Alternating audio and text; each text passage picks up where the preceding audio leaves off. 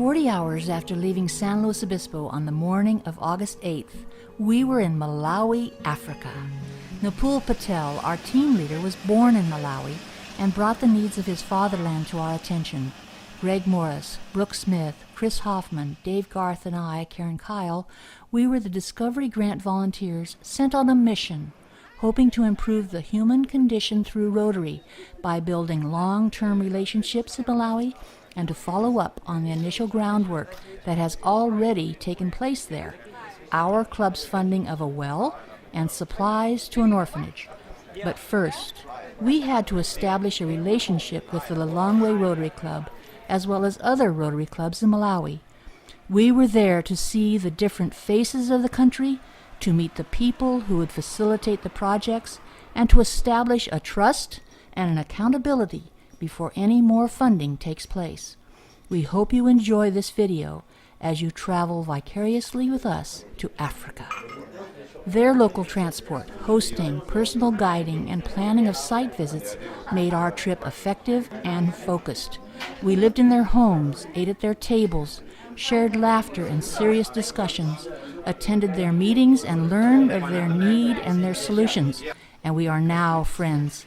Well, as I think some of you know, I've been visiting with you this evening. I'm Greg Morris, and in fact, I attended a committee meeting, and all of a sudden I was on my way to Malawi, which I'm happy to be here because I think we've been called to come to Malawi and find out about your need, which will really, for us, I think, put a face on the poor as we go back to the other clubs in our district and other people and let them know of the tremendous need that you have here, and we'll be able to do some good.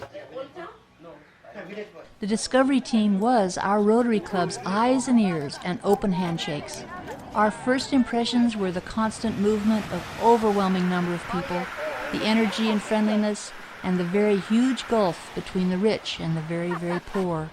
We saw firsthand the great needs of the region and the many contradictions. Now I understand 8, but I like to continue school, but my problem, I don't know my father and my mother, she was dead. So now my problem is one who can help to our school fees to continue school. So we have some net here, we have some net to catch some fish. When we catch the fish to sell, when we take the money to pay school fees. It is the people moving through the business of living that strikes you the most. Not many birds, lots of dogs and chickens, cattle being moved, but people everywhere. The needs of Malawi are overwhelming. Nothing seems to be done about birth control in Malawi. 41% of the population is illiterate. There are some public relation efforts about HIV/AIDS.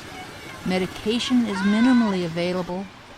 Lake Malawi is a huge body of water, home of the most beautiful tropical fish in the world, but people are overfishing and killing the very resource that could be a much more profitable tourist attraction.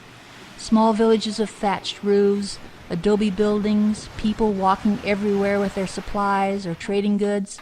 Children were everywhere, right up on the edge of traffic as they walked with their parents or played with their friends in the dust. And the street vendors saying very politely, "Madam, may I invite you to see my products? They are very high quality and I will make you a special price." Waterborne illness is the number 2 killer behind AIDS. Only half of the population has safe drinking water. Infant mortality and malnutrition rates are among the highest in the world. 21% of the people live on less than $2 per day. 16% will live to be 37 years old, and only 5% of the country has electricity. There is natural water in Malawi, but it carries disease.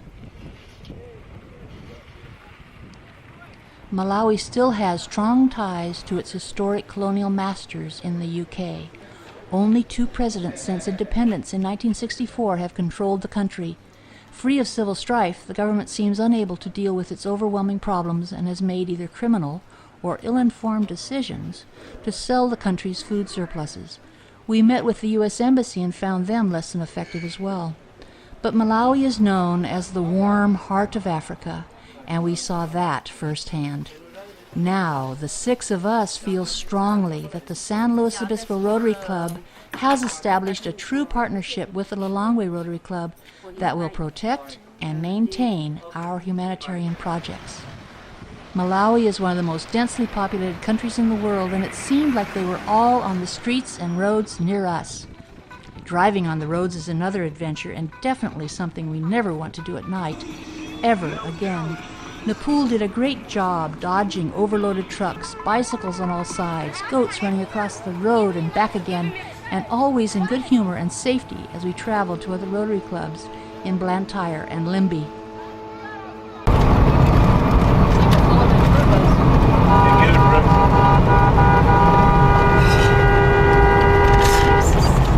Don't show off. I'm trying to get him to. It's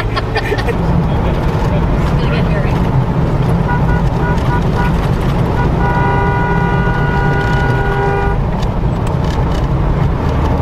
It got hairy, all right. Get him? Yeah, easy for you to say. I gotta try to dodge 2 things then. People and cars. Small farms, fishing, street vendors, tea plantation workers, wood harvesters, and water carriers, and hard-working shop owners were everywhere. Bushfires burning to clear the land or fall the trees, air pollution from the fires and smog from the cars, trucks, and minivans. While tobacco is Malawi's main export cash crop, we saw tea, coffee, and macadamia plantations create a green, rolling landscape in the highlands. One plantation owner told us, angry at his government's policies, that topsoil is Malawi's main export. Villagers cut forests down and carry it out like carpenter ants, and the soil runs off the hills into Lake Malawi, down its rivers to the Zambezi River and into the Indian Ocean. But the villagers need to have firewood to cook their meals. They need fish to sell for money, and the problems go round and round with no simple answers. This village is Roberts Camp. It is a village that dates back to the 1970s when the first settlers came here for building a nearby railroad. Since then, they have never tasted safe water. They have been drinking directly from the nearby stream. They have lost hundreds of people due to waterborne diseases. Women prepare food and try to keep the children and the clothing clean. Children carried children as they played and did chores for their parents. But this was our village, the place selected by the Lilongwe Rotary Club to dig our well.